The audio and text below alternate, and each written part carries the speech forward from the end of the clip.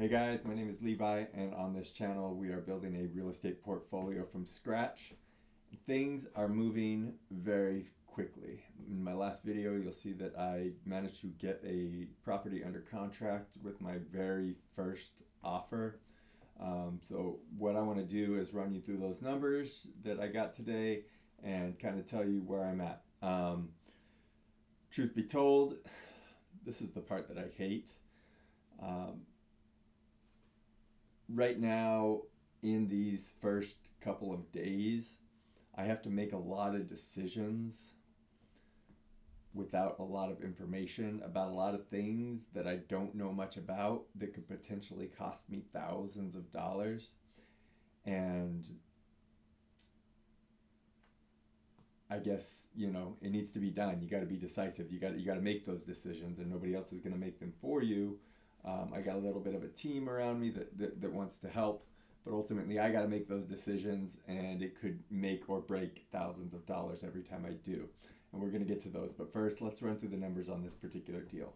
So this particular house is a 3-bedroom, 1-bath house in Lubbock, Texas. It was put on the market, I guess, about 80 days ago now. At the asking price of $124,000.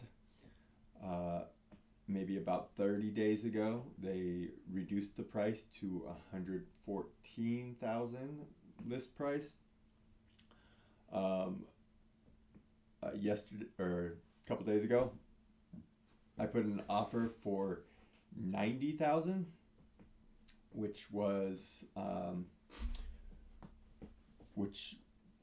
on purpose. I wanted a little bit of room for them to negotiate, which they did. They come back with an offer of $100,000, and I met them with my max offer, which is $95,000. They accepted that.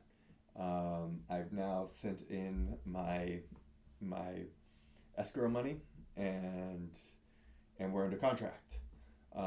Today, in fact, I wanted to say probably about 20 or 30 minutes ago, I just got my inspection report back. Like I said, things move fast. We went under contract yesterday, had my inspection done before I had lunch today. Inspection report is not what I was hoping. There is the roof is a little suspect. There is some plumbing issues that are probably pretty minor, but still need to be repaired. But the big thing, the thing that I really didn't want to get into, which is why I pay on all my inspections an extra $150 to have the sewer lateral inspected, is it looks like the sewer lateral is in bad shape. And so that can cost another $4,000 or $5,000 to remedy right off the bat. It's not something I want to do, but I am. But I do hate to let a deal go, especially with my old enemy sunk cost. Right, I just paid $650 to have this inspection done. And that's something I have to pay whether or not I buy this property. So I do have to remind myself that sunk cost is not helpful, right? Don't let good money chase bad. The reason I get the inspection is to make sure I'm not making a bad deal. My hopes always is that the inspection is going to come back squeaky clean and this thing is like new. That's not the case. There's some issues. Most of them are pretty minor. I need to install like smoke detectors and CO2 detectors, and that kind of stuff is easy peasy. But replacing a sewer lateral, not easy peasy. Replacing a roof, not hard, but still expensive. So I got to make those decisions. I'm not excited about it. Really, what we're doing right now is we're sending over a contractor, my agent Colin, who, if you haven't seen him, go watch the video a couple back. He's fantastic. He's sending out a contractor who's going to look over the inspection report give us a bid on what it's going to cost to fix all of these things. We are going to request that the seller either remedy these things before closing, or that we reduce the sale price by that amount. Truthfully, I'd probably rather than remedy them before closing. If that can happen, then we will move forward, and if that's not going to happen, I'm just going to move on to the next property, and there goes $650 in inspection, which saved me thousands of dollars in headaches. So that's where we're at right now. So let's run some numbers on this property, and you tell me if this is a deal you would like. All right. So as it stands right now, the offer is $95,000. I think we're probably gonna have to make that come down with these issues we just talked about.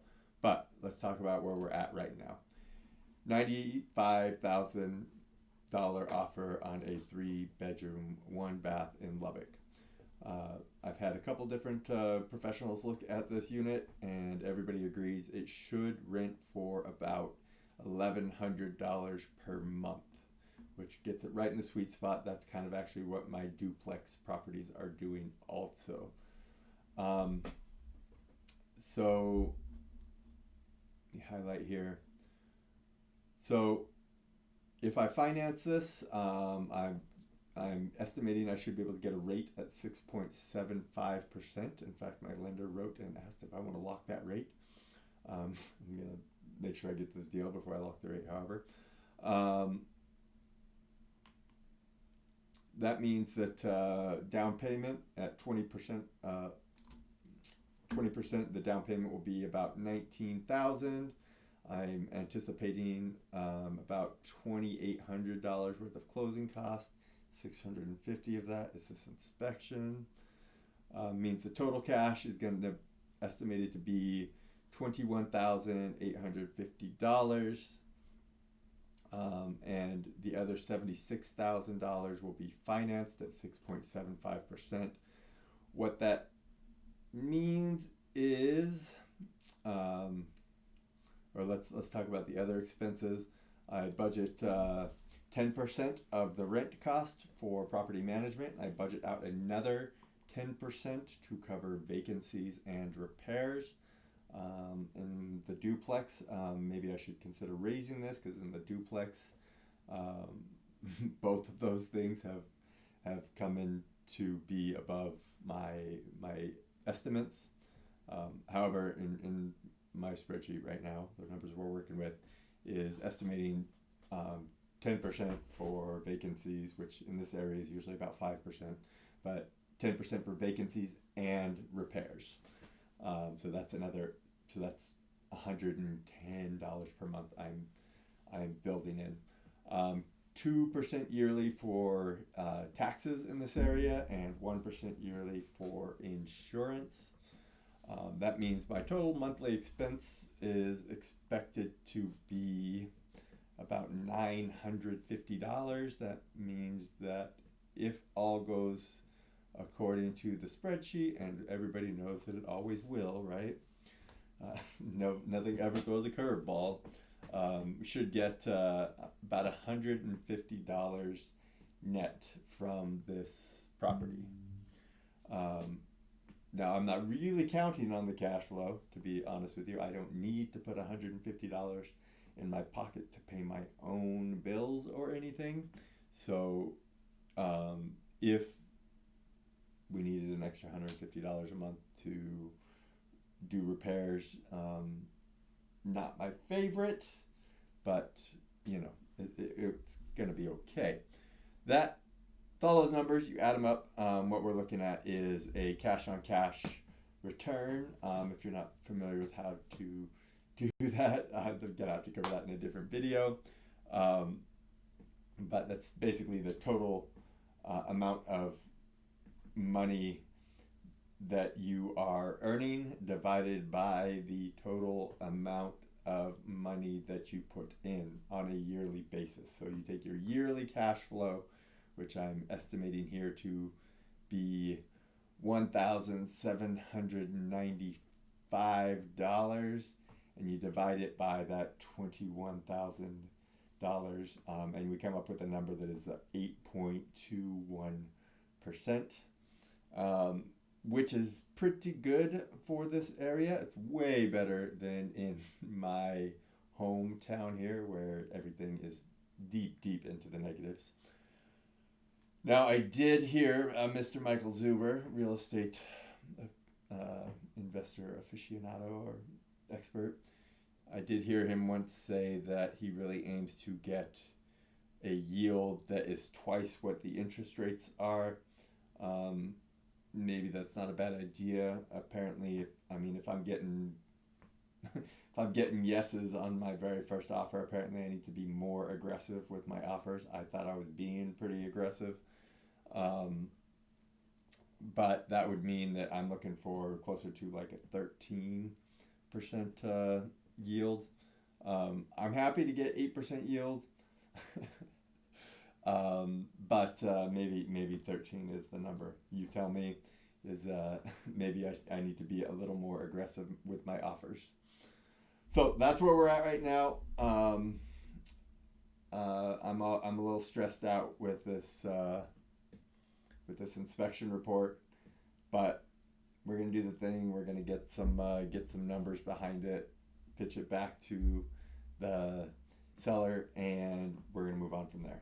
All right, do the like and subscribe thing. We got 2 new subscribers today, which on a percentage basis is like 10% growth today. So throw your name in the hat, make it 30% or something. I could use, if you find this content valuable, learning real estate from a newcomer perspective, and feeling my anxiety with me, do hit the like and subscribe button. Make that anxiety go way down. All right, guys, until next time. Ciao.